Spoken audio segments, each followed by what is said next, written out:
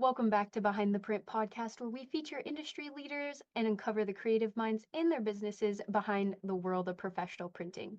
Our mission is to provide you with inspiring, actionable resources that elevate your business projects and accelerate your journey to excellence in profit and print. Today's episode is Here Comes the 415 Zine, and I'm here with Alfredo Saenz and Lane Wieseman, the talented co-creators bringing fresh local art straight out of San Francisco. Hi, thanks for having us. Of course, welcome on. So I just have to ask right off the bat, what inspired you guys to start 415 Zine? Ooh, well, it's a bit of a story. So we started out as, we were friends, we've been friends for years, but we started out as accountability buddies for our own art careers. And like what you painting, what, shows you working on, all that jazz. And then, so we would meet weekly for caffeine get-togethers. And then one week, Alfredo came with paper samples. And what'd you say? I wanted to make a newspaper that showcased art in San Francisco. We've got a lot of neighborhood papers here in the city. The Sunset Beacon, Richmond, and whatnot. Each neighborhood has its own newspaper.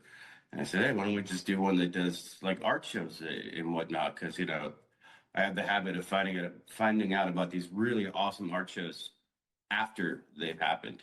I brought that up, and then Lane was it's like, what, say that again? And I repeated myself, and then she said, well, I had the idea for an art magazine.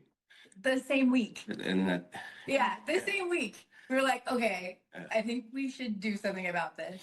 So we took that idea and we ran with it. And had I known how much work goes into one of these things, maybe not have gotten into it. But that being said, ignorance was bliss at the time. So we jumped into it and figured out kind of what we wanted, how we wanted it to look, how we wanted it to feel.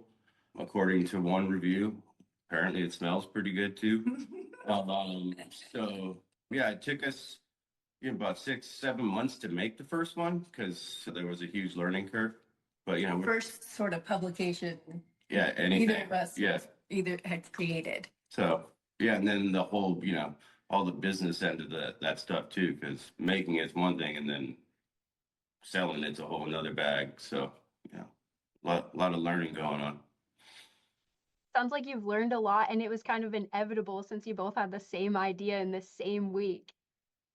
We felt so. Yeah, we're being inspired. Like, oh, let's do this. Let's do that. One of our core words, if we were going to have one, would be serendipity, because a lot of stuff pops up for us, at the right time, and it's run with it, and we run with it, and it always seems to work in our favor. So serendipitous, it's funny that it pops up a lot, and it's good for us because it just shows us that we're on the right track, and it's kind of fun to say. You don't get to say that word a lot. I definitely agree about if you have like the same idea, same concept, and it just comes so naturally, it's kind of inevitable. It's going to work. Yeah, that's what we thought. Yeah. So who subscribes to 415 Zine? A lot of local people. So we've had launch parties and, our online presence. And so it's local, but we also have some out of staters too, which is quite nice. Yeah. I think I'd like to think that it's a mix of artists that are, searching out their kind and expanding their circle, because in the zine we have, we showcase 5 artists along with 5 things to do on the art scene. So you can look at different galleries that you've made or venues that you're not familiar with and go check those out and facilitate some connections that way. I heard Brad Pitt's a subscriber. I'm not sure. I don't know if, can't confirm or deny. So we'd like, and then, collectors as well. And I use the term collector loosely, but people that are just into appreciating art. We're lucky here in San Francisco that not only do we have a lot of artists, but we have a lot of people that support the arts. So, calling them collectors is a way to identify them, but, patrons of the arts, I guess would be a better phrase. Hey, And this is, and then, we got a lot of family and friends that support us as well, and we can't overlook them, that they just really like what we're doing and they take it and they enjoy it. Maybe it's not entirely their world, but they like the snippet of it. So yeah, it's a nice cross section. Yeah, so you mentioned how all these people are kind of like supporting the arts and getting into the arts, but tell me, how does 415 Zine help local artists and creatives, and what type of unique support do you offer to those folks?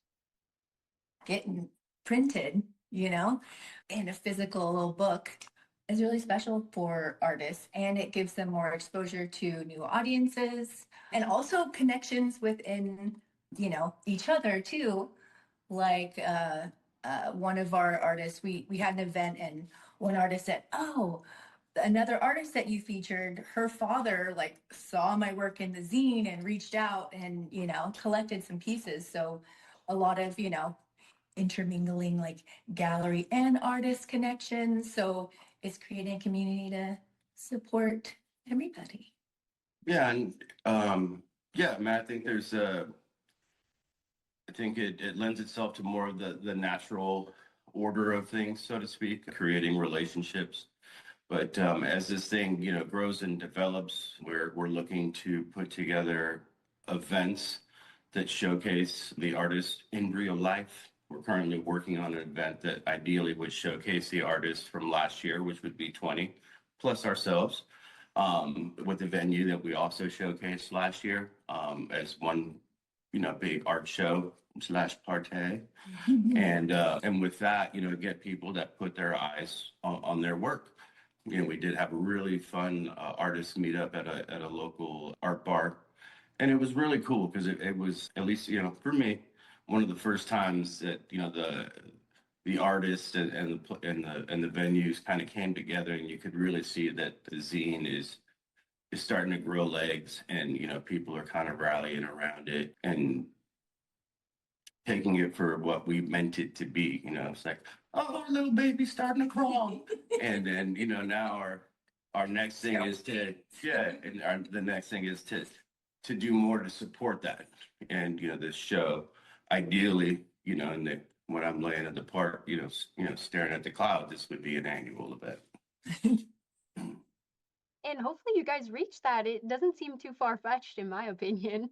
Oh, yeah. we're meeting with the wonderful lady that runs the place tonight. So it was an idea we had, and we're heading down there tonight to because we're not against asking for help and or direction either. We got these grand ideas, but we do need some direction, and we both work, and so getting a little help from our friends, it's all about community, right? So we've got to utilize the community. Do you think that's what makes you unique and helps you stand out in comparison to other publications like yourselves? Sure. I think what's really different about this publication is the wide scope of artists and venues that we feature. It's not necessarily one particular genre of art. So it really showcases, a lot that San Francisco has to offer and can make connections that weren't necessarily, um, you know, as apparent in the first place, or they hadn't been made before. So connecting people in that way too. Yeah, that's Yeah. super cool. Yeah, we put a lot of thought into the variety. And I think, when people hear zine, historically it's usually one person, a punk band or a photographer or somebody putting out something of their own stuff, which is rad. As a photographer, I love that you can put together your own magazine. But, with this zine, you've got, 10 different things to look at plus some kick-ass astrology. So there's, like I said, we put thought into the variety, and hopefully that, sparks some interest in some folks that maybe will see something that they wouldn't see otherwise, and they can go ahead and take the dip down the rabbit hole, and boom, there you go, some inspiration. Yeah. For sure. I have looked at all of your editions that have came through our shop so far, and oh my goodness, they're just so diverse. There's so many things to look at. Right? I feel like there's something for everybody too, you know? Yes, yes, there definitely is something for everybody. And that makes me wonder, what type of like marketing strategies have you found most effective for like finding your artists that you feature? Oh, for finding the artists we feature? That has been quite serendipitous, to be honest. It kind of, it's, we've really just taken it easy and we just happen to meet somebody, we're like, ooh, yes, you know, or like, oh, they were at this show and this, and I don't know, it's come together. Yeah, it's been a very natural process. We haven't really had to go hunting, so to speak. It's more of the gathering and then trying to figure out how we're going to get all these people into the zine. It's almost been more of a cup overfloweth than anything, because we've had the people that we knew from being artists that, hey, I think this guy would be great. Well, what about this guy? And then we gotta we're kind of developing plans to create a balance, and trying to be a little fancier with the layout and things like that. But we've got a huge pool here, and then as we make an effort to go out and meet folks, and everywhere we go, we go grab a cup of coffee somewhere, and they got something hanging on the wall. We just snap a picture, and we go do a little digging, and we reach out, and the worst thing they can say is no. And Everybody's been pretty excited yeah. about it. I mean, having your work in print, beating on the old drum of in a world of digital is something different. And, the quality print that we offer from our amazing printing company, Printing Center USA, is, as a photographer, it's, yeah, it's tough to beat, because that you can tuck away and show the grandkids, 30, 40 years from now, said, look, I was almost somebody. And, I think that that's a selling point unto itself. And we don't charge any submission fees. There's no pay to play here. We don't have any advertisements. This is just a pair of artists just trying to get it out there. And if we think your work's cool, hey, come on down. And if you don't want to do it, that's on you. That's awesome. And from what I've heard from other people in this industry, that natural type of incoming of flow of people just really shows that you're on the right path and you know what you're doing. Yeah, we've been super lucky. We're in 16 retail locations right now, and they seem to go well. Yeah, so it's really nice. It's nice to know people like it. Yeah, that's super exciting. And then when you go to actually design these zines, what role does storytelling play into your design process? Ooh, Alfredo, Mhm. take it away. Well, He's the storyteller. I do enjoy a tall tale, but they must remain factual. So we visit places and we check them out and we write from our experience. I feel like there ain't too much to it. You write about what you see and how you feel, and the vibes you get from the venue and the people. We introduce ourselves. We tell them what we're all about. Maybe they roll out a red carpet. I mean, that'd be nice every once in a while. But that being said, it's not necessary. But Cup of tea. but we really, we don't want to have some sort of generic review that we've pieced together on some weird artist gallery Yelp website. This is us going down. It's just like two people checking it out. And we'll have two different experiences in the same place. And then we talk about it, and we write it up just like two whatever normal people do. And then as far as the interviews go, that's evolved because they really stem from 2-3 hour conversations with these artists. We do take occasional notes, but when we meet with our people, we've met at studios, we've met at their houses, and we just sit there and we shoot the shit for 2-3 hours. We kind of have a few questions, some technical, cameras, kind of stuff like that we have to include, but those usually come after the fact. But we're really interested in the story of them, not necessarily the grandiose part of things. It's like, why do you get up and do what you do? That's, basically the gist of it. And then from there, we again just kind of share our experience and include some of the factual stuff, but it's I guess it's more of a narrative than it is some sort of, factual essay on them. I'm not in college, haven't been for quite some time. Was barely there when it was my time. So it's not one of those, biographies. It's just, hey, get to know this person. Like in one issue, we had a photographer who's been doing it for 50 years and he's amazing. And what am I going to write that hasn't already been written? So I'm going to write about him at year 51. What you've been doing in the city? How you feel about it now? What camera you shooting? Things that as a photographer I would be interested in knowing. And as a San Franciscan, he's a native as well. Like, all right, man, where'd you go to high school? It's kind of a big question around here, weird as it is. Also on storytelling, I would just like to say that every quarter that our zine comes out, Alfredo reads his tea leaves and tells the lovely stories of each science astrology. I do. It's so cool. So you must get the tea, be like, tea, this is for the zine. I need you to show me things. Yeah, I don't even drink tea. Talk to me. Just read the leaves. That's Yeah, awesome. That's so cool. So me too. I'm so along those lines. I drink coffee and read tea leaves. That should be the title. Yes.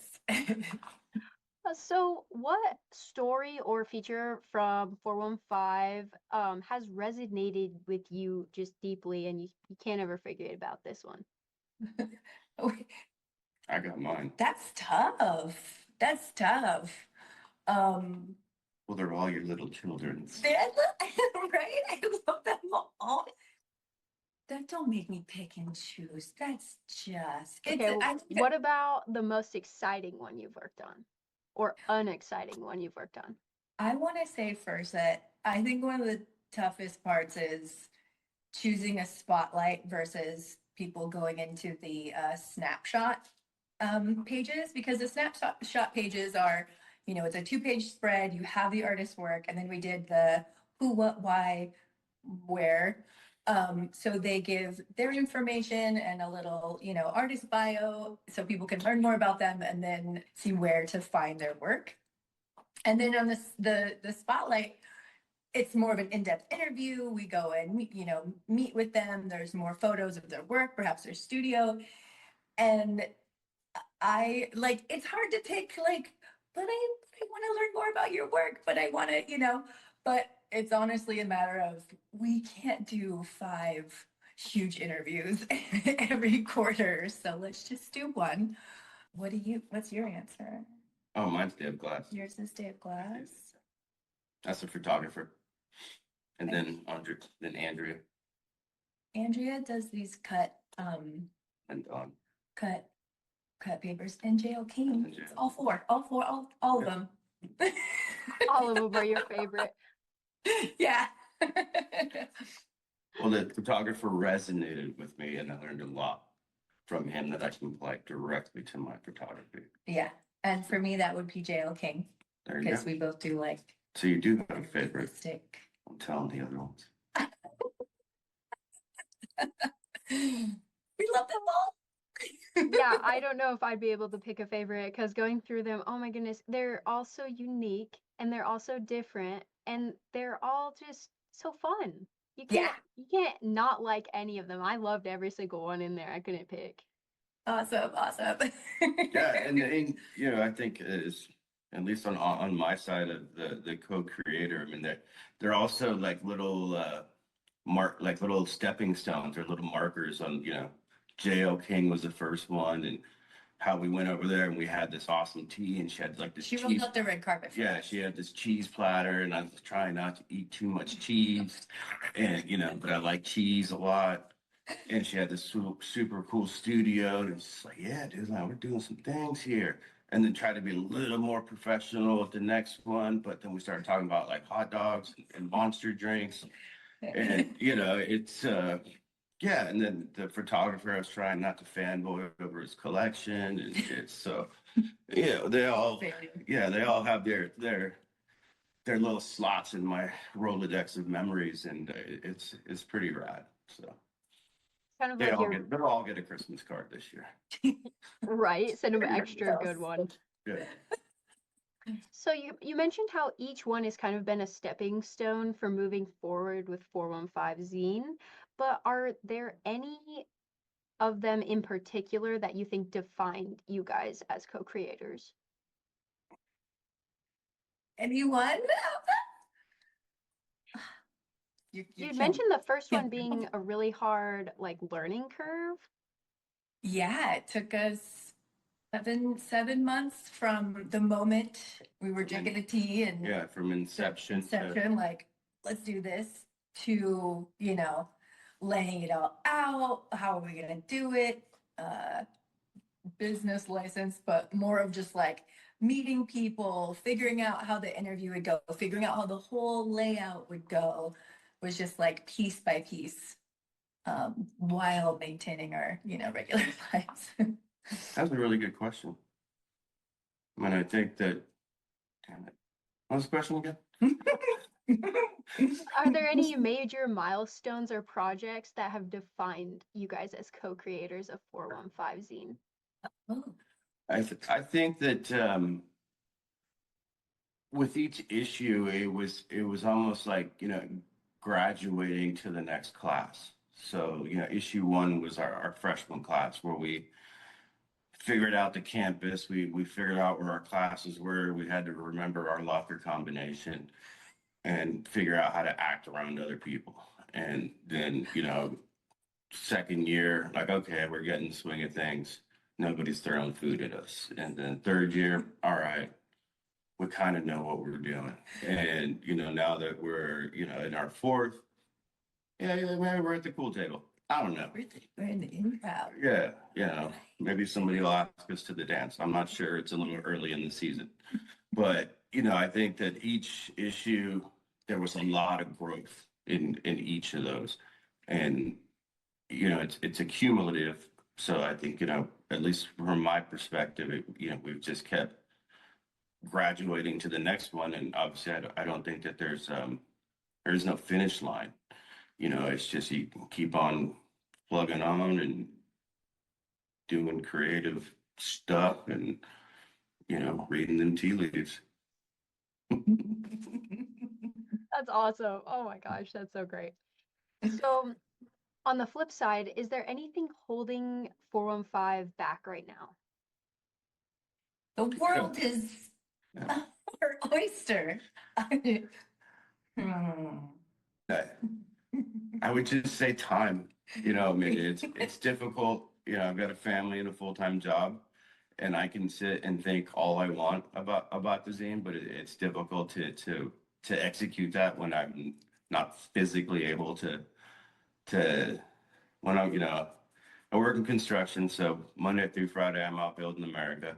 Then I got to go home, and I've got an 11-year-old that requires help and homework and reminding of normal basic functions of a human being. And so, yeah, time, I think, but, we're, another, along with, serendipity, another one of our core company values is peaceful productivity. So we really try to not put any undue pressure on ourselves, because ultimately this started and continues to be a passion project for a couple of artists. Like, I don't know who publishes the New Yorker, but I don't want to be that guy, and I don't have any intention of being that guy.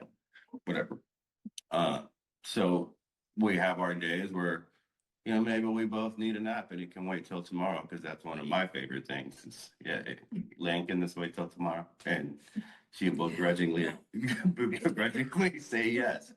So yeah, if it was a full-time gig for both of us, there would be less, I think, holding us back. There'd be, we'd have the ability to maybe put in more effort on the marketing and whatnot. But like I said, it's a passion project for us. So time ultimately is the limitation, but peaceful productivity is a goal. So you have to balance that. And then with that balance, there has to be acceptance of, hey, there's only so many hours in the day. And we want to be happy making this. And we've got to accept that I'm available on, some nights and some weekends. And Lane's got her deal. And we have lives. And, this physique doesn't take care of itself. I can't. I said, yeah. Some slouched over. You're like, "Stand straight." Well, it doesn't show any because your website's just gorgeous. I love it. Thank you so So much. pretty. I love it. It's so fun to flip through. Oh, She puts a lot of effort. She puts a lot of effort into the website. Yeah, both of your effort shows. thank you so much. Yeah, I see. All that work we do. So, as creators of 415 Zine, what's the most rewarding part of this whole project? Oh, wow. I feel like there's a few things. I don't just the like having the new issue in our hands is so amazing, I think. And the like seeing the connections and the excitement that people have over it. Like when people compliment us, or I don't know, they like the zine or they like the things that are in it. I think mine is when the artists first get their first copy and they flip to their page. And then it's like, yeah, you're going to do that with your mom. You're going to do that with your brother. You're going to show your husband. You're going to show your wife. Oh, yeah, that's 80-pound mat. Yeah, feel that, buddy. That's good paper. So, because I mean, it's cool, man. It's just a rad thing to have your print and yeah, I think it's cool. So that would be my favorite part. And maybe I play it up in my head, but it's my show. I'll do what I want. I love it. I love it. The 80-pound mat, that's good paper. Yeah, You're speaking my language. Yeah. Well, I mean, it wouldn't be what it is without, the awesome print work. We're super appreciative and fortunate to work with Printing Center USA because it's just like everybody compliments on how good it feels. Soft touch lamination. Yeah. And we love its little size and its little perfect bound. It's just, and it's so vibrant too. Like, I don't think that it would be the same. And it wouldn't be the same without that quality, which we really appreciate. Yeah, our CSRs who work on your guys' profile, they came to me with one of your samples and was like, these guys, we got to talk to these guys. These guys are so cool. Look at their zine that they made. And I was like, okay, let's get them. Kristen? Yes, Kristen. Yeah, shout out to Kristen. She's awesome. She's so excited. She's gonna be so happy I'm talking to you guys right now. Yay. Yeah, she's dope. She was great from day one. Patient, super rad. Can't say enough good things about her and her level of professionalism. And I think quarterly raises might be coming. Put a plug in for that. So, what advice would you give someone wanting to start their own zine or creative project? Number one, Printing Center USA. What would you say? Do it. Do it? Yeah. I think fear. I mean, yeah, I think fear is a big thing that stops people from creating. However you need to do it, do it. I mean, just make something and eventually it'll turn to what you want it to do. I mean, I can remember we were printing off copies of our template on my work printer, trying to get it to be 6x9 so we could get it roughly to see how it was going to size up. So it looked nothing, absolutely nothing, but it looks like, the final product, but we were doing it. And, it was, I'm a big fan of cannonballing into something, henceforth how I got wrapped up in these shenanigans. I did say, are you sure you want to do this? Yeah. She asked me twice, and I knew then what I know now. You would have done it. Yeah. Yeah, no, I would have, absolutely. So I would say to make a plan and execute it, and don't overthink it. I think overthinking is the death of creativity. Really good answer. I'm over here overthinking everything. We have a very yin yang thing. Yeah. I take my work seriously, but not myself. I've never been guilty of overthinking. I can attest. Whatever the other attributes are. But he reminds me of the peaceful productivity, which is so important. So important. And I would also say, like, find those little bits of inspiration and be excited about those and like run with those and have fun with that. And if you need advice, call us. Happy to help. Shoot us a text. But not after 9:30. I'm an old man. Does that go for our listeners too? How can they get in touch with you? Sure. Absolutely. Email is cool. DMs are cool. Is that what the kids say? 415zine.com. And we have a Gmail, 415zine@gmail. Yeah. Yeah. Find us. Ask questions. I'm happy to answer them. We didn't, go through this process just to keep it to ourselves. So You guys heard them. Hit them up. Let them know. Ask them some questions about your upcoming art project before 9:30. before 9:30. Better watch my Matlock. I'm just kidding. So speaking of upcoming projects, what is next for you guys, and how do you plan to achieve your future goals? Issue 5. Hmm? Issue 5 and art show Zine release is our plan. But yeah, I feel like also each issue, since we are coming out quarterly, like we've gotten better at planning and our time management. Like, okay, this done, this done, this done. Sometimes it comes to the wire, but we'll make it happen.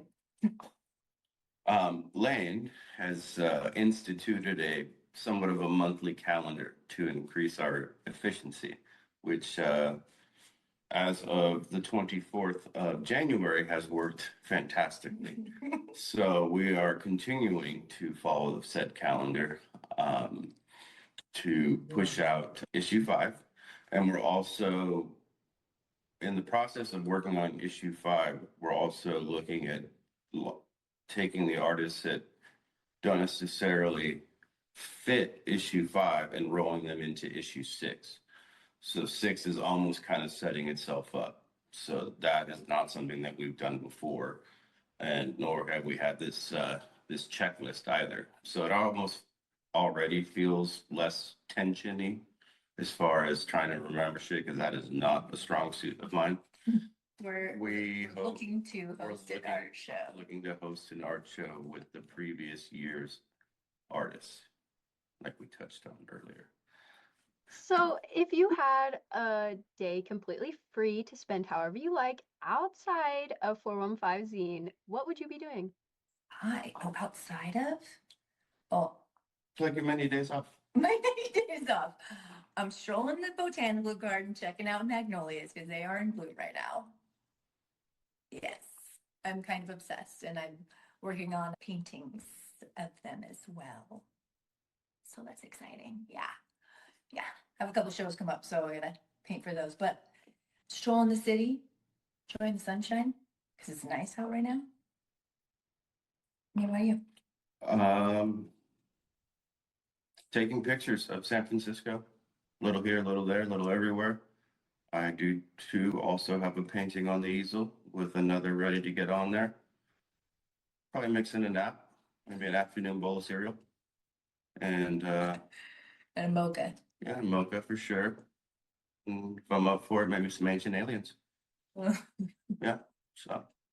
Those both sound like a great time. I could go do either one of those. It is freezing cold here right now. Oh no. Yeah, I think yesterday San Francisco was the warmest city in the United States yesterday. And it was like 70 degrees. Wow. Yeah, that's crazy. So just one last reminder for our listeners. You can find our zine online at www.415zine.com. You can order single issues or subscribe there. You can find out what we're up to on our Instagram at 415zine. Where else? Lots of bookstores around San Francisco. Yeah, we happen to be in the city. You know, we're at plenty of bookstores. Our list is on our website. List is on the website, like the lady said. Perfect. So check them out, 415zine.com or 415zine on Instagram. And if you're local or in San Francisco making a trip, be sure to stop at some of the local bookstores that they said on their website would have a edition of their most recent zine. And that's a wrap on another episode of Behind the Print podcast. Thanks to our listeners for joining us as we have explored the artistry and innovation of the printing world. Remember, having a strong vision, building the right strategy, and using tools like print to amplify your message will make you stand out from the crowd. If you've enjoyed today's episode, be sure to get your sample pack today from printingcenterusa.com and share it with your fellow business enthusiasts. Keep those creative sparks flying, and remember, there's always more to discover behind the print. Thank you.